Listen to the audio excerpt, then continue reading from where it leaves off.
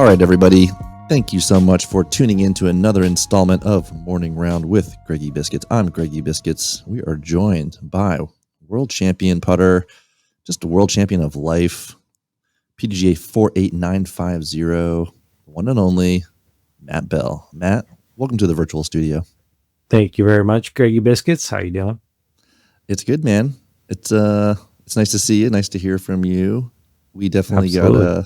got a few memories. We got a few things in the old scrapbook. Some photos going in the scrapbook this year.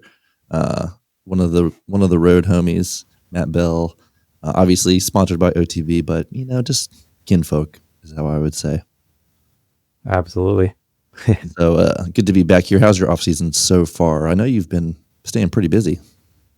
I've been staying busy. I went out here back to Oklahoma to where I have a couple of courses to take care of and run a couple of events there. So we're getting ready for that, as well as potentially a couple more course projects in the area going. So kept me busy, as well as playing a couple of off-season events, Oklahoma States, and then the state championships this past weekend. Yeah, just coming off a back-to-back dub there at Oklahoma State's. Oklahoma State's Mason Ford. Oh, he had it last year? Okay. This year. Mason Ford. He won this year. Yeah. Well, Oklahoma State is the Oklahoma Open. Sorry. The Gotcha. Oklahoma Open. Mason Ford won. State championships were this past weekend. I did defend again against Brandon Cawthorn. He brought it along with a couple other guys on Sunday. And that's outside Tulsa, or where do they hold that?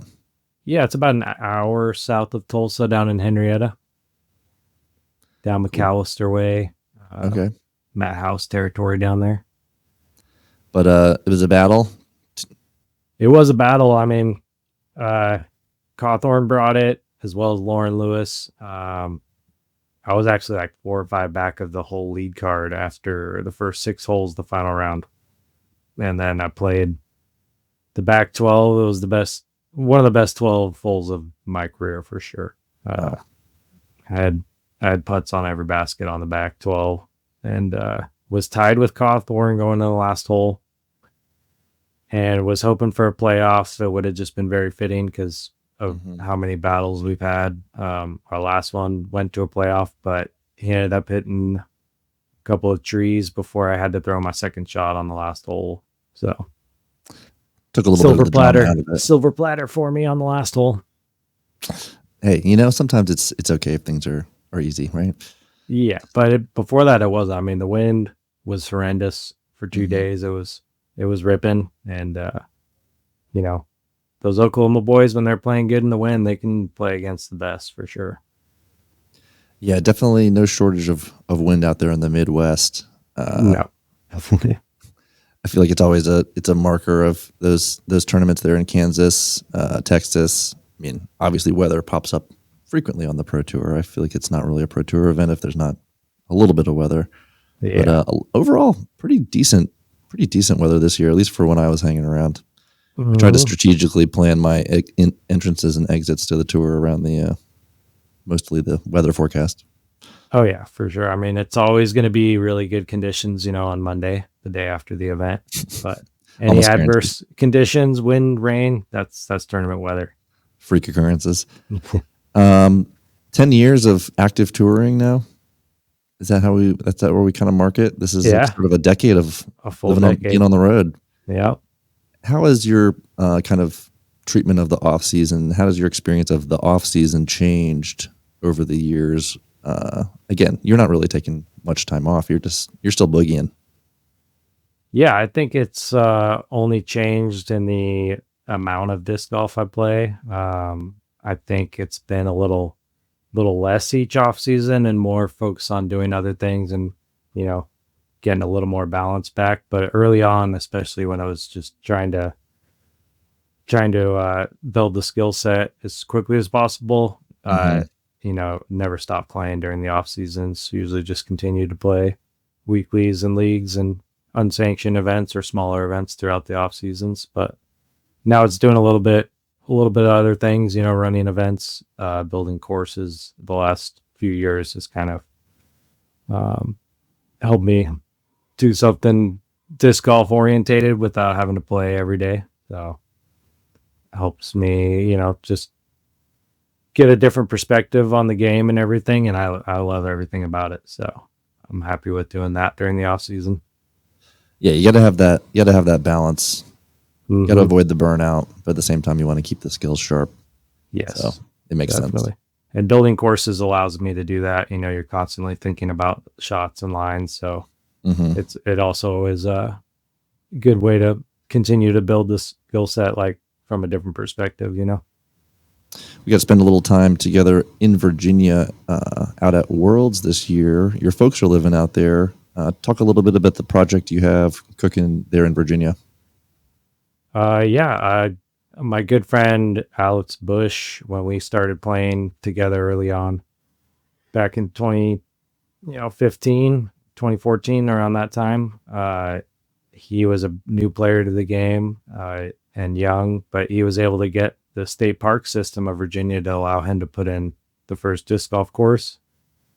And so he's done quite a lot for the disc golf community in the state of Virginia. And there's a state park near my parents' house, so I did meet with the park rangers and some people from the town to talk about putting a disc golf course in there. So it's still in the early workings, but that's potentially could be a great place for disc golf in the future down in Southern Virginia. We see on the shirt there, Eagle Valley. That's sort of like your first crown jewel in the Matt Bell design portfolio, would you say? It is, yeah. I mean, the property was a dream place to be able to build my first what I would consider a championship disc golf course and a signature Matt Bell course. Since then, we've been able to add a second course to the property, and we're already talking about doing a third, Wow. which would be up on the north side of the lake where the venue is.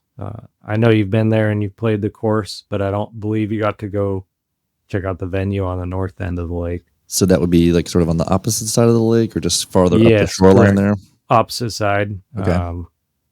And I had the conversation this past weekend about the potential to have the state championships out there. Cool.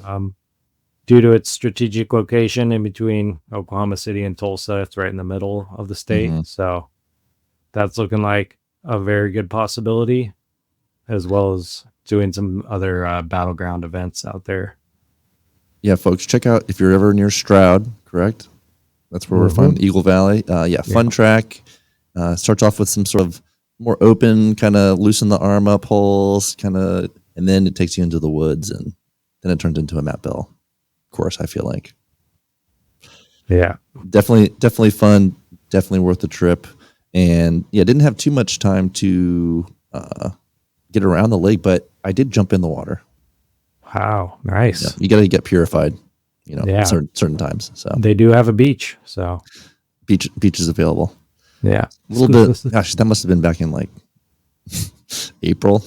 It's a little, maybe slightly brisk. Yeah, it was still chilly probably. Right after Texas. Still felt good. Yeah. Yeah, we actually have our event this weekend out at Eagle Valley. Okay. It's I believe, our 4th annual Battle at Eagle Valley, which now it's Eagle Valley and the Nest since we have the second course. Okay. And so going down there tomorrow to work on the courses, make sure they're in top conditions. People can still get signed up, huh? Yeah. Oh, yeah. I Yeah. haven't even signed up yet. I still got to sign up. So Well, you know the TD, so you're okay. come on out. Just, When did you get that bug for course design, or would you say that's something that you've kind of had throughout your disc golf life? That appreciation of the land and the terrain and the thought behind it. well, I definitely grew up, in the Sierras out in the woods, and my whole life I wanted to do something that was in the outdoors, Mhm. didn't really have a good idea of what that would be. And when I found disc golf, that was an easy decision to be able to spend my time outdoors as much as possible. And early on, I did get to build a training grounds course with friends of ours. So, right from the get go, when I decided it was going to be disc golf full time, it was running chainsaw, working shovels, moving rocks just to get a bit of a place to cut my teeth and like a training grounds course. So it was definitely something from the very beginning I'd had some experience in. It was just, kind of luck of the draw that this first course happened for me.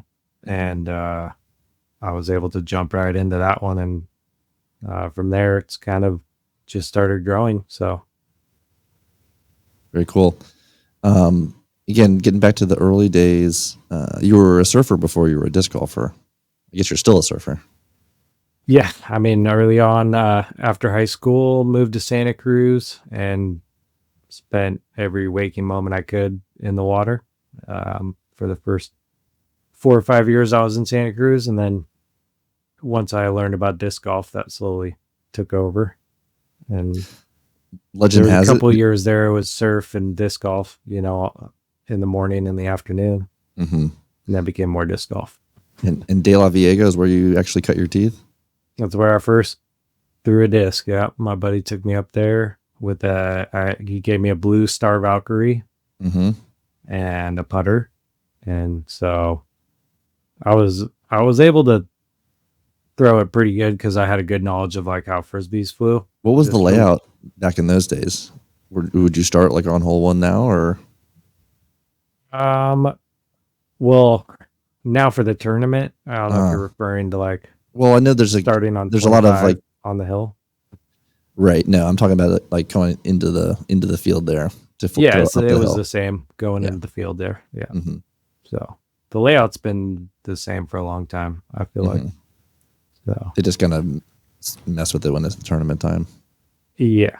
But no, it was all there, all 29 holes. You have 8A and 26A to make 29 holes. And then top of the world, of course, to finish it off. And then you're pretty much in for life at that point. Yeah.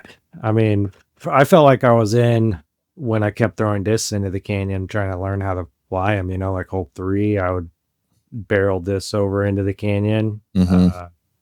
And then have to go look for them because it was like early on, I didn't have a lot of discs. So if I threw one in the canyon, I went to look for it. So I spent many, many hours looking for discs in the canyon. And that was my motivation to throw them a little better, I mean, Dale definitely will put you through the paces if you're not on the fairway. Oh yeah.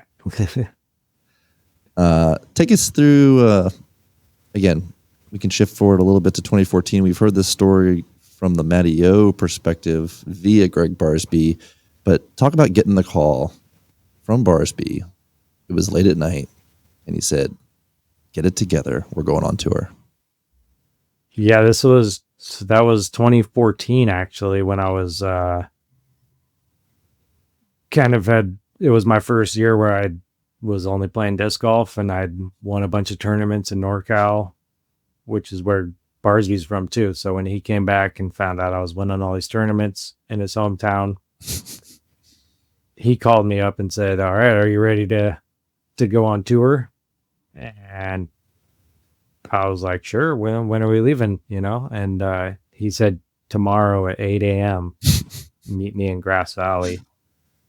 And I was in Santa Cruz, which is like 4 hours away. And I was like, "Great. It's like 10 at night. I'm in Santa Cruz. I don't know if I can swing it."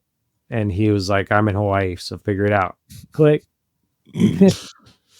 And so I packed up a bag and drove up there at like 4 a.m. Met him at 8 a.m. at his house. And then we were gone for 3 months.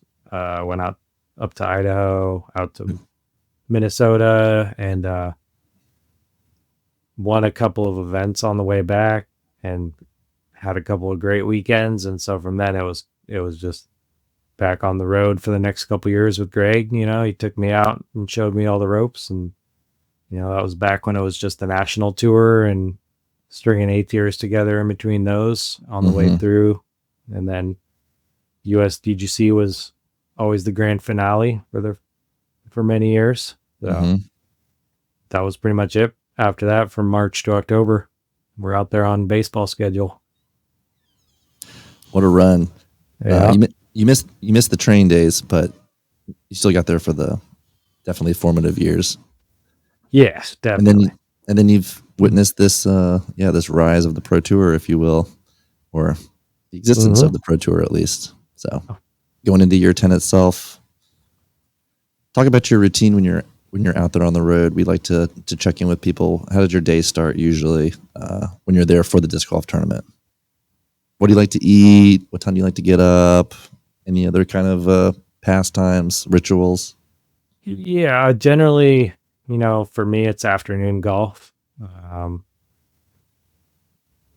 So that entails being able to stay up a little bit later the night before, and hang around the campfire, or, having late dinners usually. And then, because we usually don't get out off the course till like, 5 or 6, maybe sometimes 7 p.m. The prior day. So that usually entails eating a couple meals late into the night. And then I generally get a good 8 hours of sleep, and always been a good sleeper. So,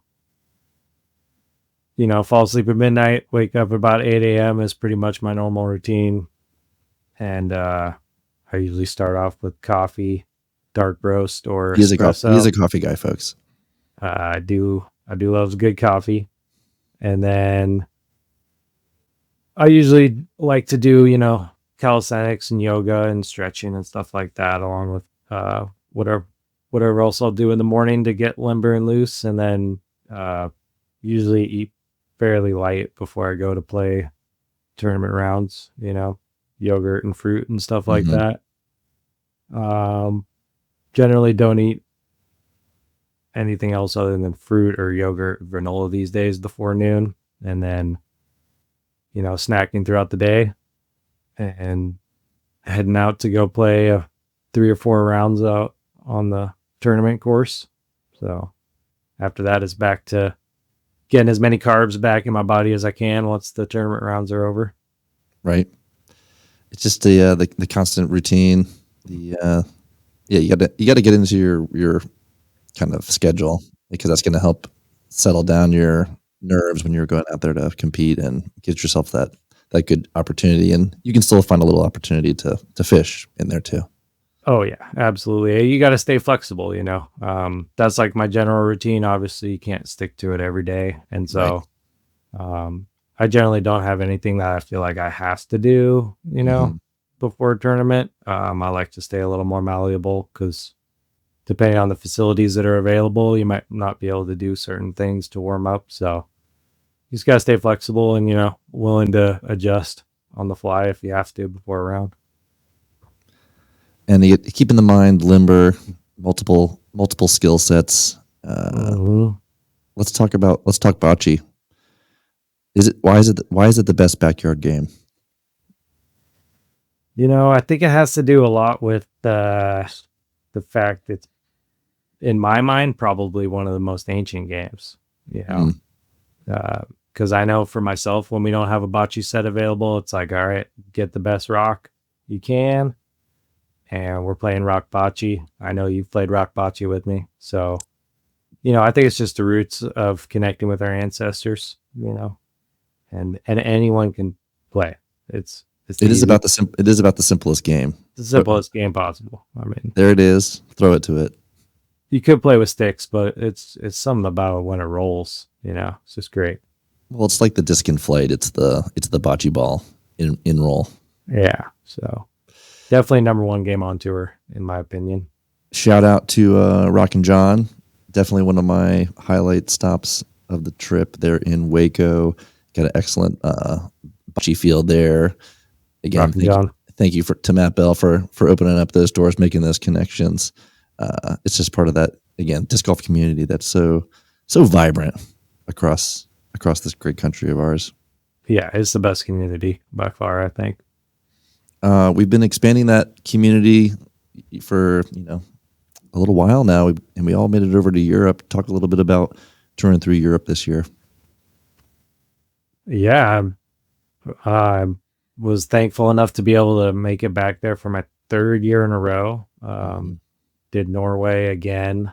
This year was the introduction of the newest course we played for the Crokle Open, and that was just an incredible course. I feel like if it wasn't so out of control with the out of bounds, it would be one of my favorite courses. But Crokle, definitely a very impressive property there. Incredible. But I think the way it plays out with some of the drop zones and stuff, it's not ideal in my opinion of being the level of course it could be, but it's definitely up there. And then obviously getting to go to Finland for the major is always very special. Nokia and Tavra, an amazing city, and they host, in my opinion, one of the best tournaments we have with the European Open. For sure. And we actually got to stay in a house with a bunch of the pros, and that was an incredible weekend as they prepare to host the World Championships next year.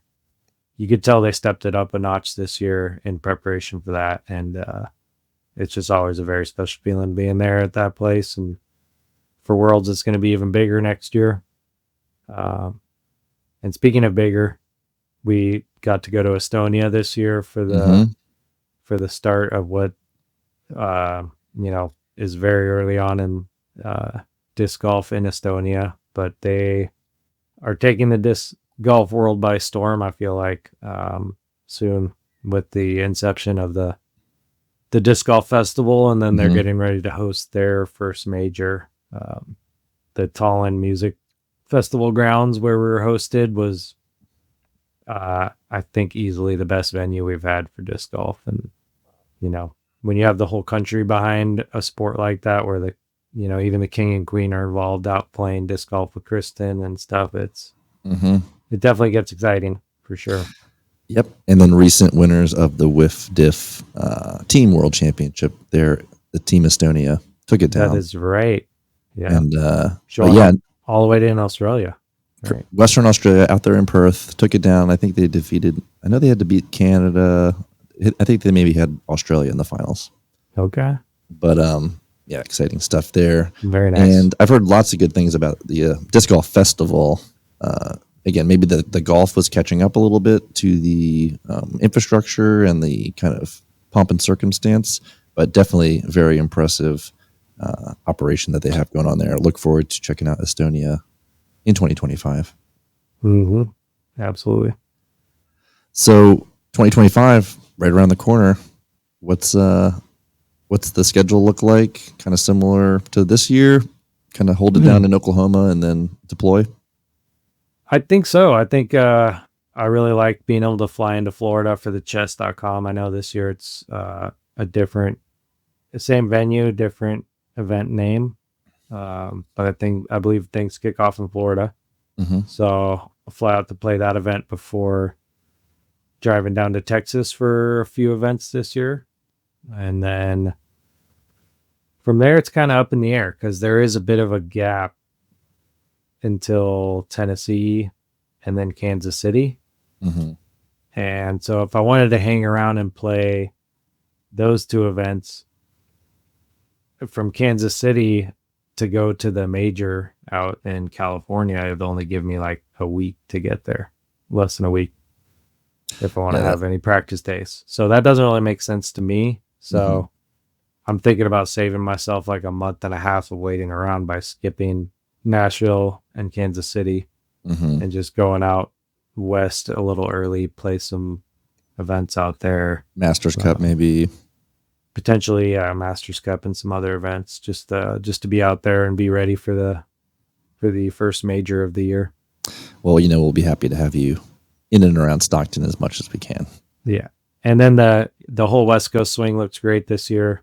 And then if anybody wants to go up to Europe early, they'll probably have to wrap up the West Coast a little early. Right. So yeah, there's definitely some decision making there for folks, whether to go over because of the way they've stretched out the European schedule. Yeah.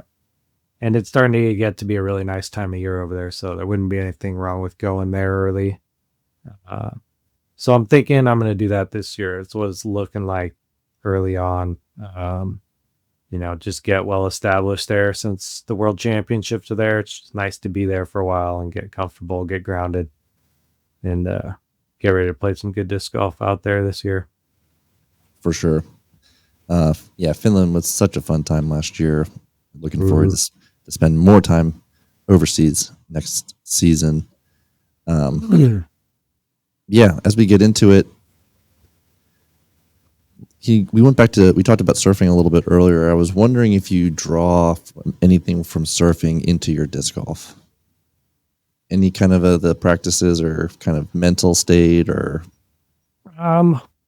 I think definitely there, the mental side of it certainly helps. I think I pull a lot from all the sports I played growing up. I was kind of what you would call an all-rounder. I played a lot of different sports and just kind of pool your experience from all those, just pick and choose.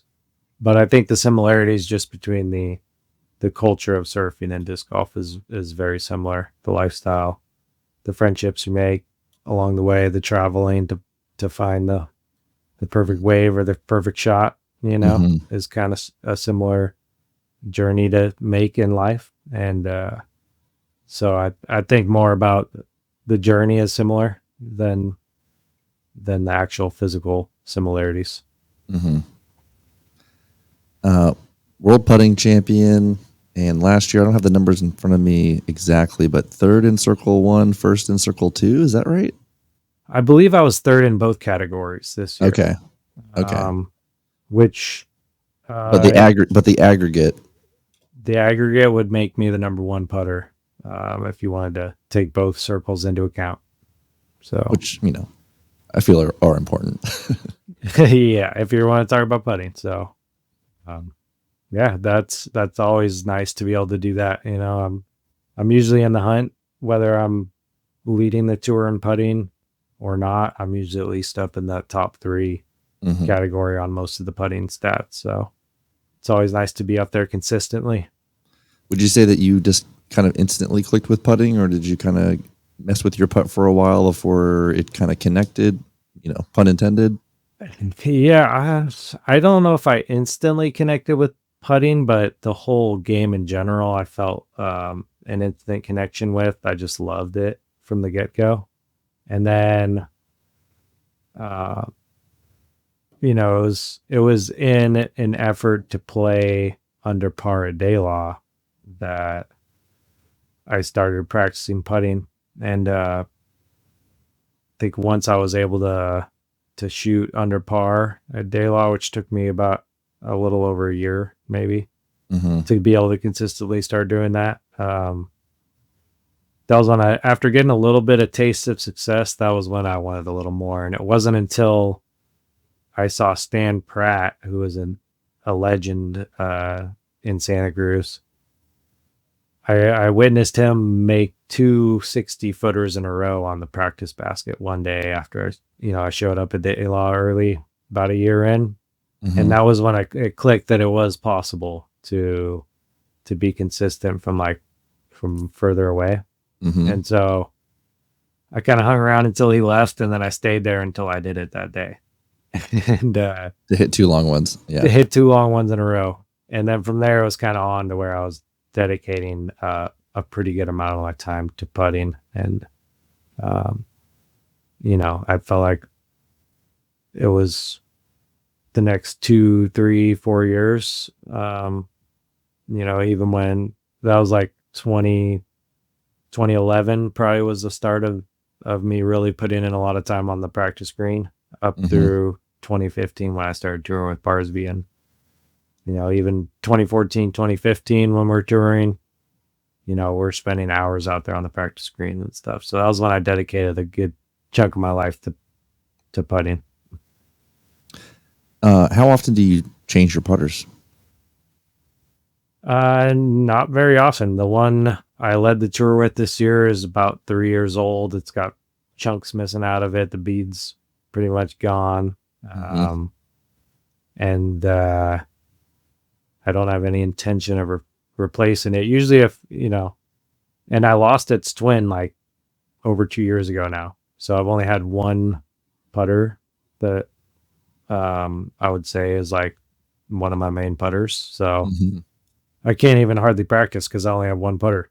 So I haven't been able to in like 2 years really do any kind of real practice on the putting green because it's really hard right now to emulate what I do in a tournament. I Mm. try and replicate it now outside of a tournament setting. Hmm.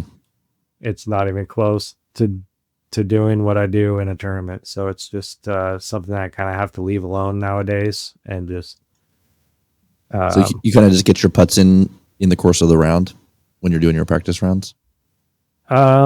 yeah. And that's about the closest I can to emulate what I'm doing in the tournament.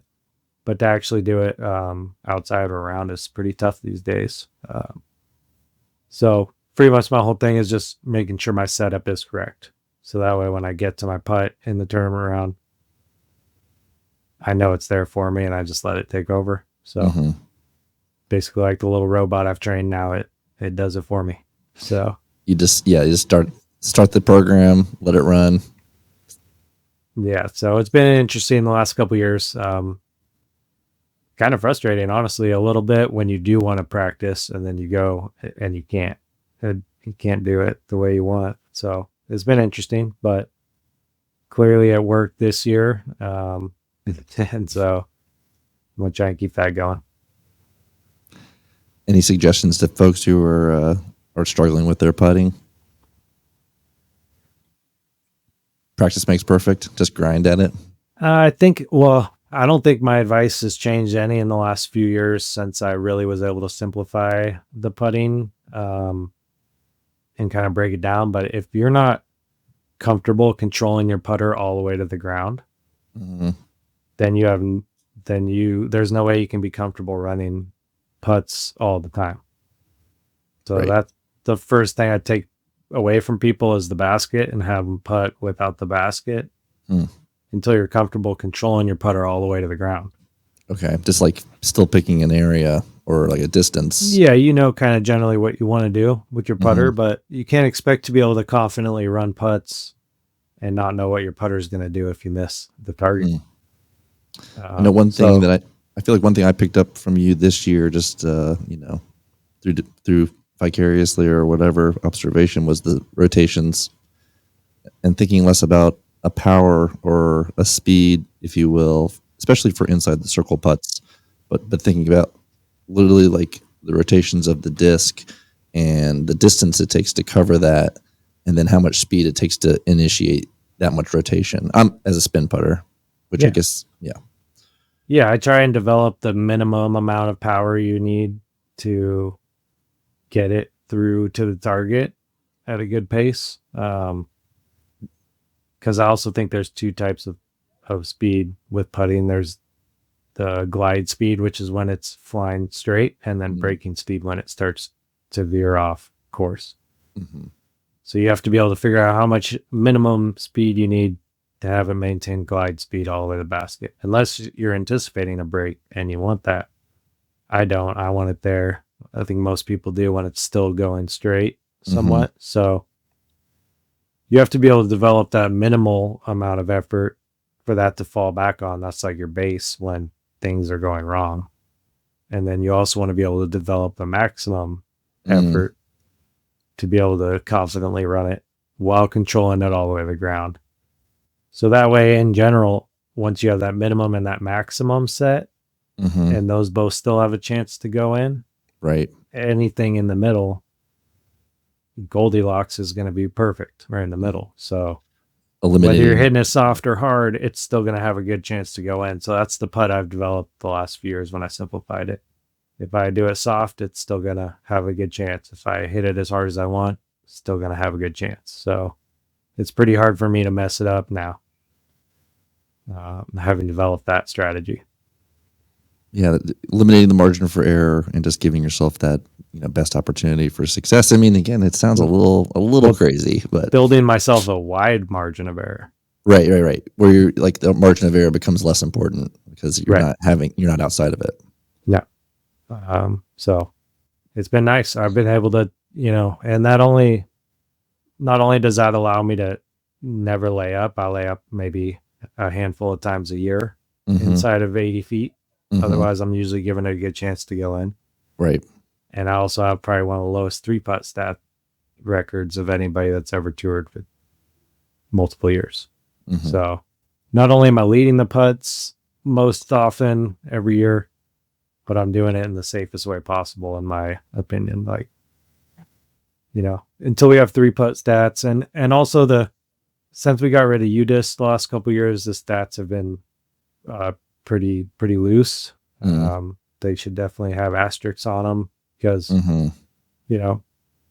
half the time I check the stats, they're wrong after my round because we have volunteers doing them that generally don't sometimes even know what the different circles mean. So it's tough to be able. You got to take them with a grain of salt until they fix that, which they're working on. But I think this year was probably one of the worst for accuracy in stats. Interesting. Well, again, that's just going to be something for the internet forums, right? That's true. It's well known on tour. I think we all knew it when we were doing the UDIS stats and the players were doing it. That was when they were almost 100% accurate. And so there's so you can't even go in after the round and fix stuff now. You can, but it's just a slower process. It's because you're dealing with the PDJ at that point. But they've done it for me. They've fixed it. They usually like to give me a hard time though. Well, we won't give you a hard time, man. No, we're just glad you're here. Well, we gotten through a little bit here. What's the holiday season look like for you? Well, holidays. I got G with me, thankfully. Shout out G. Yeah, my girlfriend's one of the most amazing cooks, and she never disappoints on Thanksgiving. So I'm sure she'll be cooking up a feast for us here at our friends that host us here. Shout out to Kent and Amy, who own Basket Case Disc Golf here in Tulsa, Oklahoma. That's right. In the area. Check Very them cool out. Shop. Definitely worth a visit, and really nice people. Yeah. And they just got done hosting the Junior Worlds this year, which went incredible. And the PDGA's asked them to host it again multiple years. So they're like, I don't know if we can do it every year, but they are planning on hosting that again. Just a wonderful community of disc golfers here. Amazing amount of courses in the area too. So very happy to be here for the holidays and the off season once again. Yeah, it's fun. It's fun to see that investment in disc golf in your local community. And then again, we're privileged enough to travel around and see it in all these different places where private courses are popping up more and more, and people who are passionate about disc golf, and it makes for a great environment to grow the sport. Yeah, I can't make any official announcement yet, but we do have a property I went and checked out for a potential championship course here within an hour of Tulsa, and it's one of the most amazing properties I've seen for disc golf. I have no doubt it will be a destination course in the U.S. So keep your eyes peeled for that coming hopefully this next year, 2025. Matt Bell Designs, again, the portfolio growing weekly, monthly, daily. But it's great to see that. It's great to have your personal touch out there on the courses, and obviously out there on tour. We love having you around, part of Team OTB, and just keep doing what you're doing, baby. Thank you. Will do. Great to hear from you, and look forward to another great year on tour. Absolutely. Well, we've been excited to have Matt Bell here in the virtual studio today. Shout out to Stanley for operating the board there. Anyone you want to give a shout out to before we sign off, Matt? Huge shout out to obviously Thought Space Athletics first and foremost. They've been huge in allowing me to continue this into my 10th year on tour. Just incredible. Couldn't have done it the last couple of years without them, especially going out to Europe and been able to do it bigger and better every year thanks to those guys, as well as EV7, everything they're doing right now and developing the best putters in the world. They just had the new yin and yang drop, which Okay. are to approach discs. The yin is like the straightest flyer I've thrown yet, and it can handle a pretty good throw backhand. Okay. And then the yang is basically like Berg stability, but a normal putter, where the rim is almost the big bead coming down. It feels a little different, but they both fly incredible. So those helped me win last weekend. Big shout out to the yin and the yang. So they're but increasing speed a little bit. They're at EV7. They're increasing speed. Exactly. Will that be the vision to have a full lineup eventually? They've always had the intention to expand their lineup. Obviously, the slowdown after COVID kind of put the brakes on a few of his ideas there, but slowly but surely it's starting to come to life with his vision, and everything he's been doing over there is incredible. So shout out to them at EV7 doing big things. I know ThoughtSpace has big things in plan for next year as well. Fun to see those guys. They helped out with our World's putting tournament and then hanging out at Maple Hill. And I love the artwork they did for Main States this year. Yeah, definitely. And then big shout out to OTB for everything they're doing. And getting ready. You guys are getting ready to host your first major. That's right. Champions Cup. I guess we should get ready for that. No, we're the planning is year round for those events. Oh yeah, no doubt. I know we'll have another successful tournament with 1,000 rated productions, and we're excited to bring everyone in for the major. And it's another check on the list, right? Oh yeah. All right, let's wrap it up with one final anecdote. What was the best fish of the year? Fish of the year. The fish of the year would have to be when we were at the preserve. Simon, who owns RPM, was in town. Mm-hmm. And I shout out Simon Feezy. Yeah, I just set him up with the little worm on the Ned rig. Everybody had been killing it for the bass, and he hadn't caught anything. So I gave him my pole. He starts catching bass immediately. And so I'm stuck with my big pole, so I throw on the big paddle tail. First cast the middle of the pond. As Kale's about to leave on his bike, boom! I hook into the Big Daddy pike of the pond, reel in a good little 30-inch pike. Wow. And so Kale got to see it right before he left, and he was just blown away. He was freaking out. He was like, dude, that was the biggest one we've caught all year. He couldn't believe it. So that's awesome. That inadvertently, plus me having to jump over the railing to retrieve it out of the water was extra exciting because it was my first day in Minnesota. I forgot to check for nettles and inadvertently jumped down into a pile of nettles. So pain. Getting to unhook the fish while you're burning all over. It made the catch a little more exciting. So, well, it definitely, locked it into your sense memory there. So, yeah, core memory now for sure. Absolutely. All right. Well, here's to more core memories in 2025 with Matt Bell. And again, good to see you, my friend. And we will talk again soon. You as well. Thank you, Greggy Biscuits. My pleasure. All right, everybody. Stay tuned for more episodes, more check-ins. We're going to keep bringing you the content all off-season long because there is no off-season, is there? But stay tuned to the OTB Podnet. Right. Thank you to Stanley. Thanks to Matt Bell.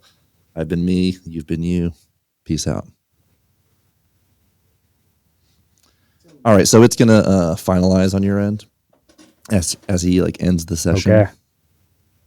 And then we'll do a little